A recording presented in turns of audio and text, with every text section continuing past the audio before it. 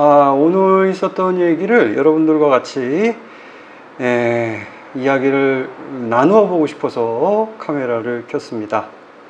오늘 굉장히 좀 스트레스가 많이 쌓이는 날이네요. 오전에 손님이 한 분 계셨고 간단하게 끝났고요. 오후에 한 분 그렇게 있었고 두 분이군요. 결국 두 분이고 그 다음에 계약이 한 건 있었어요. 그리고 중간중간에 저 건축 현장에 가면서 아주 그냥 그 창틀의 젠다이 밑에다가 이렇게 다는 거를 봤더니 영 마음에 안 들어서 아주 그냥 그거 컴플레인 하느냐고 스트레스가 많이 쌓여 있습니다. 지금까지. 그런 와중에 오후에 계약이 좀 틀어졌습니다. 그 이유를 제가 들었어요. 이거는 뭐 복비도 중요하지만 복비보다 더 중요한 게 매매대금 물어내지 않는 게 더 중요하죠. 복비는 뭐 몇 푼 안 되지만 매매대금을 물어낼 경우는 아주 그냥 큰 돈이 한 번에 나올 수 있어요. 뭐 그래봐야 뭐 계약금 뜯기는 거긴 한데,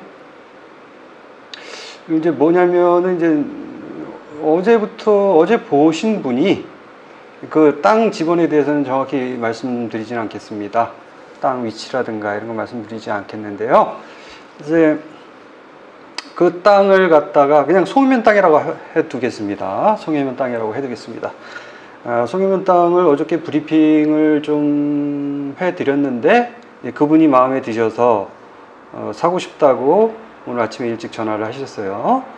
그래서 그분 이제 매도인을 설득해서 가격 조절하고 해가지고 이제 딱 맞았어요. 서로 매도 가격이 딱 맞고 조건도 맞고. 그래서 이제 오후에 계약을 하고자 이것저것 서류를 검토하는 과정에서 한 번 더 이상하게 꼬였어요. 그러니까 등기부를 보니까 매매대금에 준하는 플러스 매매대금이 예를 들어서 1억이다. 그러면은 이제 근저당이 1억이 설정되어 있는 겁니다. 하나는 8천, 하나는 2천 이렇게 해가지고 두 개가 설정되어 있어서 깜짝 놀랐어요. 미리 좀 봐야 됐었는데 보고 나서 깜짝 놀랐어요. 이거는 계약이 좀 힘들 수도 있겠다 이런 생각을 하게 됐어요. 다 알죠? 뭐 계약금을 넣을 수 없는 상태가 되는 겁니다. 그래서 주인 남자분이신데 그분한테 전화를 해서 이런 상태인데 이거는 계약금을 지불을 못 하는데 이거를 어떻게 방법이 없습니까 했더니 오히려 저한테 역제안을 했어요. 뭐냐면은 후순위로 되어 있는 2천만 원짜리를 꺼주겠다. 근저당을 삭제시켜 주겠다. 이렇게 얘기를 해서 그 방법이다. 그러면 그거 삭제하면 제가 계약을 하게 되면 바로 제가 보완을 하고 있다가 그거를 꺼주면 그 즉시 제가 계약금을 송금하는 거로 하자. 이렇게 해서 얘기가 잘 된 듯 싶었습니다. 그 정도 되면 잘 되는 거거든요. 그래서 좋구나. 미리 한번 와봐라. 가까이에 계시더라고요. 그러면서 이제 그 등기부의 소유주의 주인이 같이 와야 된다 했더니 같이 못 온다는 겁니다. 왜 못 오냐 그랬더니 그분은 지금 애를 낳기 때문에 여기 올 수 있는 상황이 아니다. 어디 사냐 그러니까 뭐 저기 어디 서구인가 인천에 산다 그러더라고요. 그럼 일단 와봐라.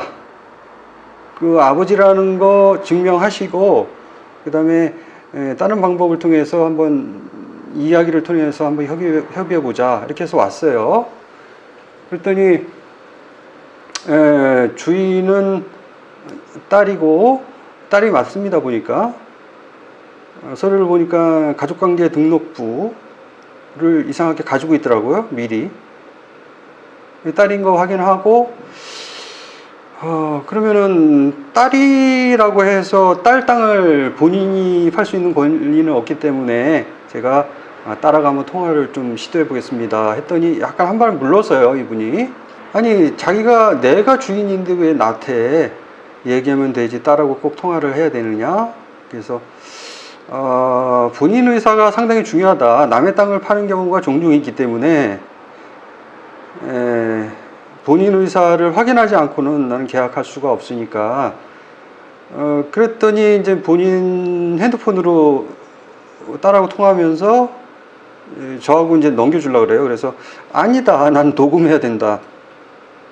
나한테 핸드폰 번호를 가르쳐 달라. 이렇게 해서 통화를 하면서 이제 통화를 하게 되면 이제 지금 계약이 이루어지고 있는데 매매 대금이 얼마고 계약금이 얼마고 잔금이 얼마고 그리고 잔금은 언제 기한이 언제고 특약사항에는 뭐 있고 매수인은 누구누구고 이걸 불러줬어요. 불러주는데 시간이 좀 걸렸죠. 그랬더니 끊고 나서 녹음을 틱하고 어떤 얘기를 했냐면 내가 내일 당신한테 가겠습니다. 월요일날 그 근저당권 두 번째 근저당을 그 삭제시킨과 동시에 내가 돈을 주러 댁한테 가겠습니다.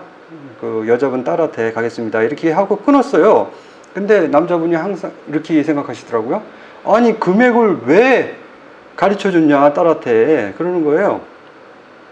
이거는 분명히 뭔가 있다. 뭔가 있어요.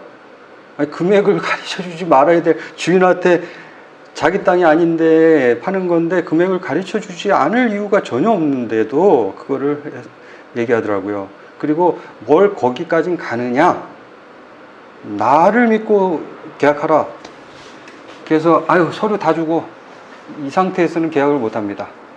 뭔가 이거 불안정하고 뭔가 숨기는 듯한 상태에서는 절대 계약을 못 하니까 돌아가세요. 이렇게 해서 보내드렸습니다. 너무 이런 걸 실갱이를 하다 보니까 아주 그냥 스트레스가 무지막지합니다. 계약서도 오전부터 그냥 짬내가지고 손님을 피해가지고 짬내가지고 이렇게 와가지고 계약서 쓰고 확인설명서 쓰고 막 그냥 이거저거 검토하고 서류 검토하고 하는데 스트레스가 짧은 시간에 하려다 보면은 그냥 뭐 점심도 빵으로 때우고 근데 그렇게 노력했는데도 이상한 사람이 와가지고 주인이라고 주장하고 본인하고 계약하는 거를 갖다가 본인이 아니고 대리인이면서도 본인임을 확인해야 되는 그 절차를 갖다가 못하게 약간 방해하는 듯한 그런 느낌도 들고 스트레스 많이 받았어요. 조심하십시오. 공인중개사라고 해서 이것저것 꼭 잘 확인하라는 보장은 없습니다. 그냥 대충 넘어갈 수도 있어요. 이거 확인 의무는 본인임을 확인해야 되는 그런 의무는 본인뿐만 아니라 매수인뿐만 아니라 공인중개사뿐만 아니라 매수인도 꼭 해야 돼요. 그래서 만약에 예를 들어서 사기꾼이 와가지고 물론 그 사람이 뭐 진정성은 있어 보입니다만 그럼에도 불구하고 만에 하나를 위해서 저는 그 사람하고 계약을 안 했습니다만 만약에 사기꾼이 와서 진짜로 본인하고 전혀 관계없는 사람이 와가지고 서류만 들고 와서 계약하고 돈은 그러고 있어요. 또 하나가 있습니다. 통장으로 내가 보내겠다 했더니 통장으로 보내지 말랍니다. 자기를 믿고 자기를 달래요. 이거는 너무 냄새가 좀 나지 않습니까? 뭔가 문제가 분명히 있는 것 같아요. 그래서 이제 거부를 했는데 만약에 사기꾼이 와서 의도적으로 계약하고 계약금 가로차면은 예를 들어 전화 통화를 한다고 하더라도 전화 통화를 해서 본인 의사를 확인한다고 하는 게 이게 진정성이 있겠습니까? 뭐 주민등록번호 였다가 놓고 자기 제3자를 내세워가지고 본인이라고 해가지고 통화시켜 놓고 본인 확인할 때 주소 알려주세요, 가르쳐주세요, 주민등록번호 가르쳐주세요. 여기서 그냥 읽으면 됩니다. 읽으면 제3자가 본인 아니더라도 누구나 할 수 있는 게 전화상으로 나는 본인이다 이렇게 얘기할 수 있는 거죠. 그러니까 절대 이럴 때는 최소한 안전장치인 뭐 정 안 됐을 때는 꼭 해야 되고 또 큰 금액도 아니고 계약금이라 해봐야 뭐 몇백이고 이거를 내가 만약 계약을 잘못했으면 그냥 잃어버리는 거로 그렇게 생각하는 정도가 됐을 때 그럴 때 이제 통장으로 그냥 보내는 겁니다. 계약금을. 그러면 조금이나마 그래도 안정적이죠. 본인이 아닌 사람 와가지고 나 계약금 주쇼 이렇게 하면 절대 하지 마세요. 여러분들 절대 안 됩니다. 그거는 절대 안 됩니다. 자, 공인중개사뿐만 아니라 본인도 책임이 있어요. 50%가 될 수도 있고 공인중개사 60%, 40%가 될 수도 있고 그래요. 일단 1차적으로는 공인중개사가 문제입니다. 본인이 계약을 하는데 부동산을 믿고 난 계약을 했다. 아무리 해봐야 그거는 안 됩니다. 본인 책임도 분명히 있는 것이고 30%, 40%, 50% 이 정도의 책임이 있습니다. 부동산 말만 믿지 말고 본인도 반드시 확인하라. 이런 말씀을 드리면서 오늘의 땅설 집설 빠이빠이.